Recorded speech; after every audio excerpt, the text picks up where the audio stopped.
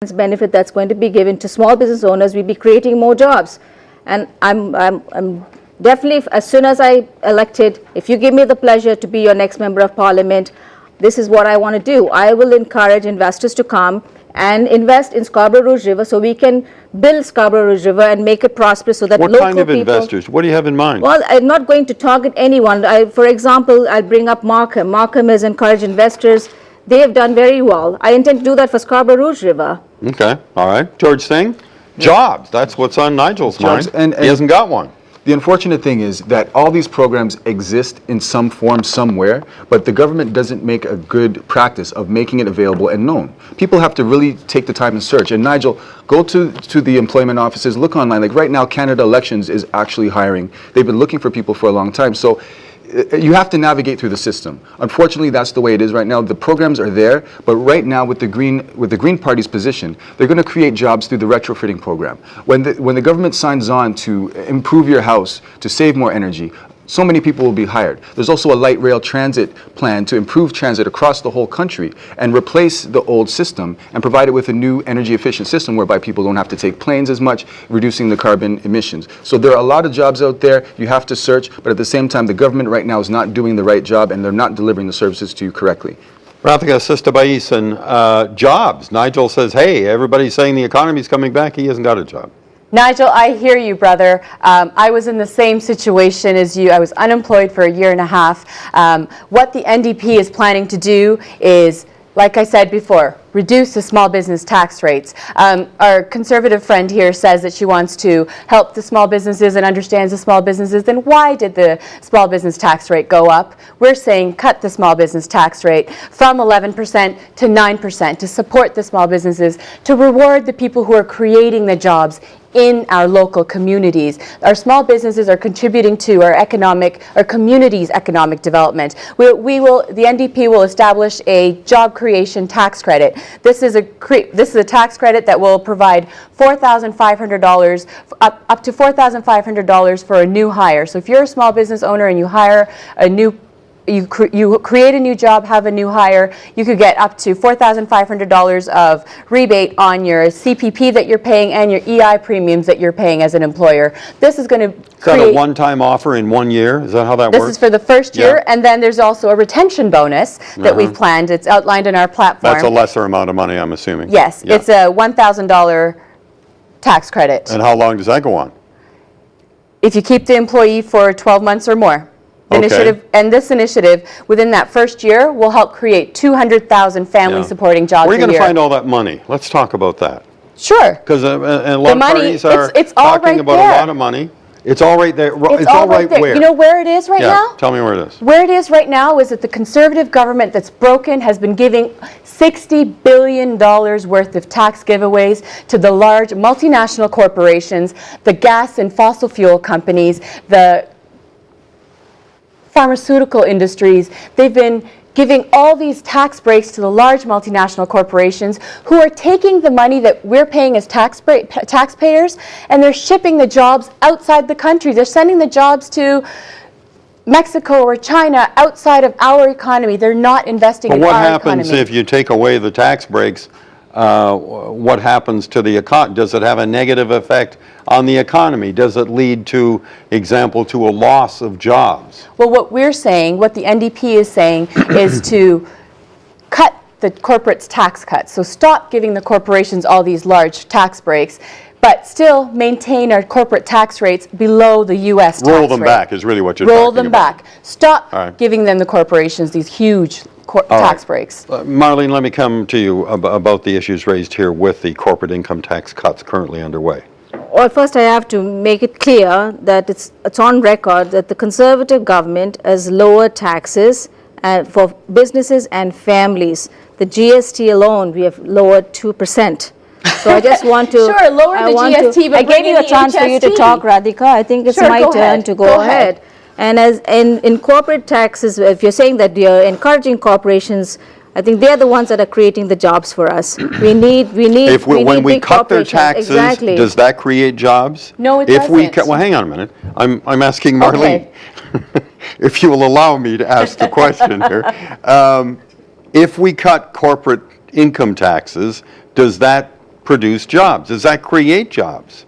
I mean, there's a big argument, there's a big debate about that in the country right now. What do you think? But the big corporations are the ones that keep the economy together. So I think we should focus on this, on Yeah, but you're not keeping it answering the way. question. Do you think that if you cut income taxes to corporations and continue to cut them, That's correct. will create jobs? That is correct. All right, that it will create jobs. That will create jobs. That's correct. Okay, all right. George Singh, let's hear you chime in on these issues. Yeah, the issue is the money is sitting around Parliament, and it's going to... It's sitting around in the hallways? Is that what you're saying? It's Wouldn't sitting that in be Parliament. nice? There's Yeah. $1 billion boondoggle with the HRDC, the Human Resources Development Canada, where the money is not accounted for. How could $1 billion go missing, not accounted for? The sponsorship scandal from the Liberals, $100 million. Oh, that's a long time ago It's a now. long You're time going ago. back there? Yeah, we're going back there because Yeah. this is what happens repeatedly. Yeah, but we need to know what's going to happen tomorrow, not What's gonna several happen years tomorrow, ago. if Stephen Harper gets in, $35 billion is going to go to fighter jets that we're not fighting a war with. It's going to go to $10 billion of super jails that when the crime rate is going down. The money has to be allocated properly. Why are we paying people $250,000 severance pay when they're not working a year later? This is the type of thing that government does right now. The Green Party is going to revolutionize that. Within time, you're going to see a green opposition and a green government. It's a matter of time. The youth is a future, and they have to be protected. So the parents of the youth have to look out for their children. Money is there. It can't be wasted. That's the biggest problem. Let me break some of this down so people can make sense of what we're saying. First off, let's talk about the F-35 jet project that's currently underway. What are your thoughts on that? George obviously doesn't think much of it. What do you think? Why are we buying fighter jets? Canada's international reputation is now a disgrace. We have been known as peacekeeping and peace-loving countries. We say food first, fighter jets no. We say yes to food, no to fighter jets. What if we're called upon to defend our own country? How would we do it? And I think that's the argument on the other side of the fence. What would you say to that? We've been known for peacekeeping. Yeah, but it doesn't matter what we're known for if we're suddenly facing some kind of external threat, right? Realistically, if we have an external threat, the U.S. is going to step in. They're going to use their missile-guided systems and defend Canadian airspace because Canada is in their So we best depend interest. on the U.S. to do that. We do depend. We're not a fighting country. Just like the U.S. right. depends on us for that peacekeeping support throughout the international projects. When we offer it from time to time. When we offer, but we haven't offered it in the last many years because we've been supporting Well, it's a offensives. different function, isn't it? Marlene, what about all of this? The C-18s have come to the end of its lifespan, and we need new equipment to keep our women and men in uniform safe and protected and give them the best tools.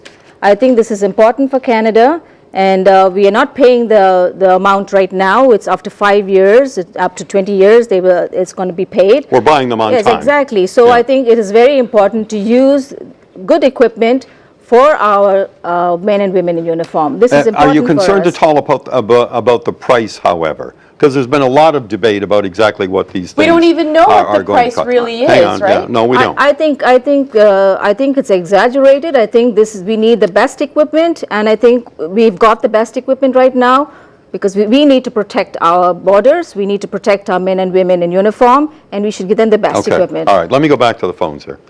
We're slowly running out of time. Here's, let me see. Here's Kathleen calling from Scarborough. Kathleen, do you have a question for the candidates? Yes, I do. Go ahead, please. My question is, my parents are elderly, and my mother is actually very sick. And the support that we get as a family isn't enough, and private care for us is completely unaffordable. And I definitely can't quit my job to take care of my mother. So what I wanted to know from each party is what would you do to help caregivers care for their aging family members or their sick family members?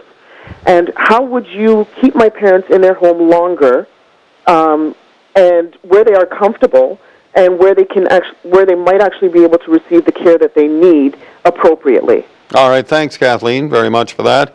Rathika Sitsabeisan, let me start with you on that. Two questions, really, from Kathleen. Yep. One about care for the caregivers, and one about the ability of seniors to be able to stay in their own homes. How could the federal government assist with that? Right. Both of those, Kathleen, thank you for that very good question. Both of those issues are addressed in the NDP platform. It's section 3.3 of the platform. It's we will establish a new designated federal home care transfer to guarantee a basic level of home care services to all Canadians. So that what we want is we want our seniors, because we know that the elder care facilities are full or very, very expensive and not affordable to most of us working Canadians. So we want to make sure that as many seniors as possible are able to stay at home. And for people like you who are providing that care, we are putting forward the initiative that you have an extended compassion care available to you. So it's an extra 6 weeks of time off from work that will be in addition to your EI that you could take off, so that you could actually ensure that you're taking that care for yourself, but also able to provide that quality care that you want to ensure that your parents or your elders in your family are able to receive. On top of that, we also have the intergenerational home forgivable loan program, which is That's a whole mouthful, isn't it? I know. Good grief. That's why I have it, the paper in front of me. That's why you had to write that one down. That's why I had sure. to have it written down in front of me. What is that in a nutshell? It's modeled on the Manitoba government initiative that was done to help basically if a family does a retrofit in their home to help facilitate keeping a senior inside their home, then we will Making a nanny flat, something like that. So basically that. a renovation to the house, putting a stair lift or whatever it is, then up to $35,000 we would give back. All right. George Singh, you heard Kathleen's question. Yep. How would the Green Party and you address some of those things? Well, currently the seniors, about 35% of seniors receive guaranteed income supplement. That supplement is based on the CPP, Canadian Pension Plan benefit of only 25%.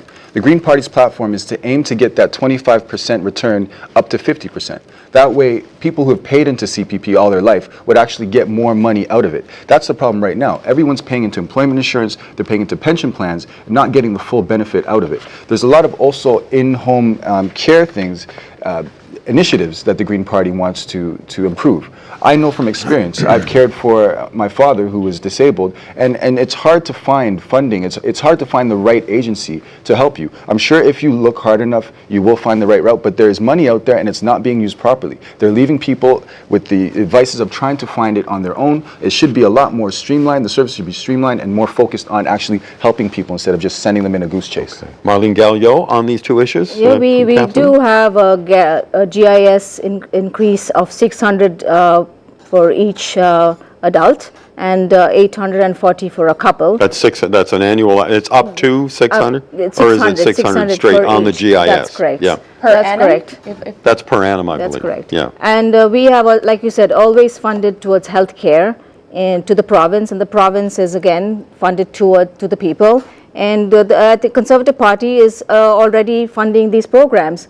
So I think that we've already done very well, and all these promises made by the NDP, we have to first, again, when we have a good economy, we can fund a lot more. We have to focus on the economy at this point, especially in this global recession, and we can't keep promising all these things unless we focus on the economy. Well, I've heard Stephen Harper, and you also say that we've just come out of the recession. Now you're saying recession again. So are we in a recession or are we not in a recession?